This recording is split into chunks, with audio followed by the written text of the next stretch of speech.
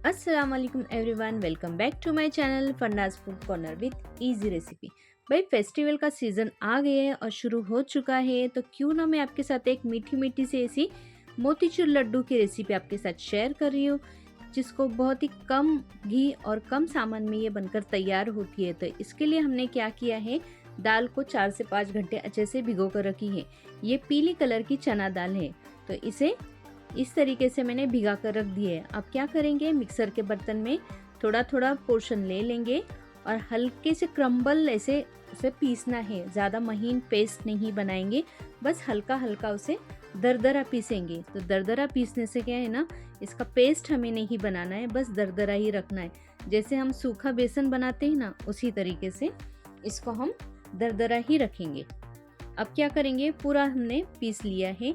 अब कुकर लेंगे, उसमें थोड़ा सा पानी डालेंगे, थोड़ा सा पोर्शन, और उसमें एक ऐसे स्टैंड रखेंगे। अगर स्टैंड नहीं होगा तो प्लेट या बाउल ऐसे नीचे रख सकते हैं, और उसमें जो भी बर्तन आपके ऐसे कुकर में बैठ जाएगा उसमें ऐसे रखना है, और 4 से 5 सीटी ले लेनी है ढक्कन लगाकर।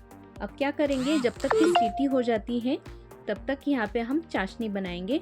तो जितनी दाल उतनी ही शक्कर लेनी है, और एक तार की हमें चाशनी बनानी है। साथ में इलायची पाउडर डाल देंगे और इसे अच्छे से पकने देंगे जब तक कि इसकी एक तार हो जाए, तब तक इसे पकाएंगे।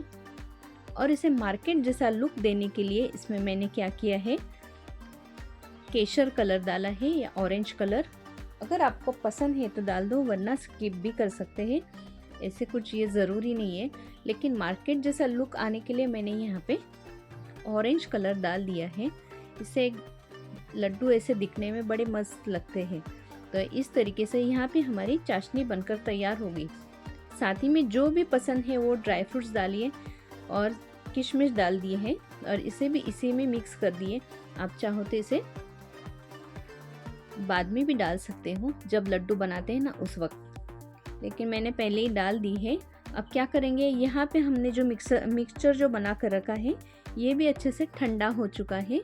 और ठंडा होने के बाद इसे वापस से ऐसे हल्के हल्के चर्न करके ऐसे क्रम्बल करेंगे मिक्सर में, ताकि हमें इसका दरदरा ऐसे जैसे रवा जैसे रहता है ना, उस तरीके से हमें इसका टेक्सचर मिल जाए। अब क्या करेंगे, यहाँ पे कढ़ाई ली है, तो बड़ी कढ़ाई में या बड़ा बर्तन है, इसमें इसे भूनना है। घी इसके लिए डाला है ताकि ये नीचे लगे नहीं, चिपके नहीं, इसीलिए। और इसे जब तक कि हमें पकाना है, भूनना है, ताकि इसमें भुरभुरापन ना आ जाए। जैसे हम रवा या बेसन भूनते हैं, उसके बाद जो इसे भुरभुरापन आता है ना, वैसे इसे भूनना है। अगर कढ़ाई में ना हुआ तो तवे पे ही इस तरीके से बना सकते। मैंने 2 पोर्शन करके कर दिया था, आधा तवे पे आधा कढ़ाई पे, ताकि ये फटाफट से हो जाए इस तरीके से, और हमें लड्डू बनाने में आसानी हो। इसीलिए इस तरीके से मैंने 2 पोर्शन बनाकर इसको अच्छे से भून लिया है। अब देखो इसका टेक्सचर कितना रवे की जैसे ऐसे भुरभुरा आया है। आप चाहो तो ऐसे भी रख सकते हो, वरना इसे वापस से एक बार मिक्सर मारेंगे ना, तो इसका भुरभुरापन ऐसे जैसे बूंदी के रहते हैं ना, उस तरीके से उसका टेक्सचर आ जाता है। देखा, इसका टेक्सचर कितना मस्त आ गया है। अब क्या करेंगे, ये पूरा पोर्शन लेंगे और जो हमने पाक बनाया है, पाक में इसको डाल देंगे। इससे क्या होगा ना, जितना हमने बेसन जो पीस कर रखा है, तो ये पाक में अच्छे से ऑब्जर्व हो जाएगा और हमें लड्डू बनाने में आसानी होगी।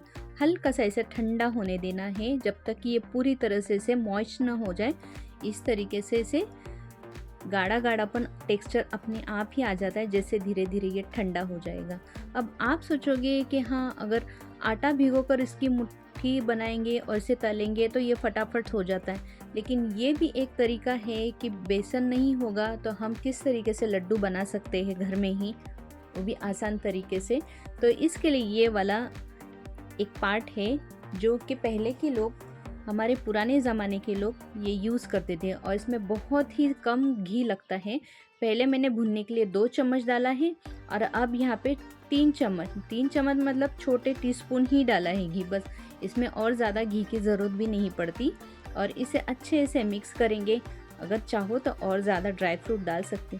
देखो, थोड़ा सा ठंडा होने के बाद इसका टेक्सचर अपने आप ही बन रहा है। लड्डू का पोर्शन जो है ना, अपने आप ही हाथ में आ रहा है। तो तो इसे ज़्यादा तामझाम भी नहीं है कि इसे बहुत ज़्यादा घुमाओ और ऐसे गोल करो। एकदम ईज़िली लड्डू ऐसे हमारे, और शेप भी उसका फटाफट से आ जाता है और बहुत खाने में भी बहुत मज़ेदार, और ऐसे मुंह में घुलकर ऐसे मीठी मीठी टेस्ट आ जाती है उसकी। तो इतने मज़ेदार ऐसे हमारे लड्डू बनकर तैयार होते हैं और इसको बनाने में भी बहुत कम टाइम लगता है, फटाफट से ये बनकर तैयार होते हैं। अगर आपको मेरी ये रेसिपी अच्छी लगती होगी तो लाइक करें, सब्सक्राइब करें और चैनल को शेयर भी करें। आपको मेरी ये रेसिपी कैसी लगी मुझे ज़रूर बताएं, और आप किस तरीके से मोतीचूर के लड्डू बनाते हैं मुझे ज़रूर बताएं, ताकि मैं भी घर में वापस से ये ट्राई कर सकूँ और आपके साथ उसका रेसिपी शेयर कर सकूं।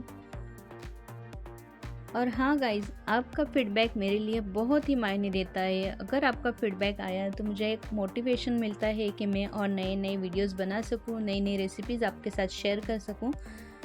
तो इसलिए आपका फीडबैक बहुत ज़्यादा ज़रूरी है। तो चैनल को लाइक करें, सब्सक्राइब करें, शेयर करें। मिलती हूँ तब तक के लिए, अल्लाह हाफिज़।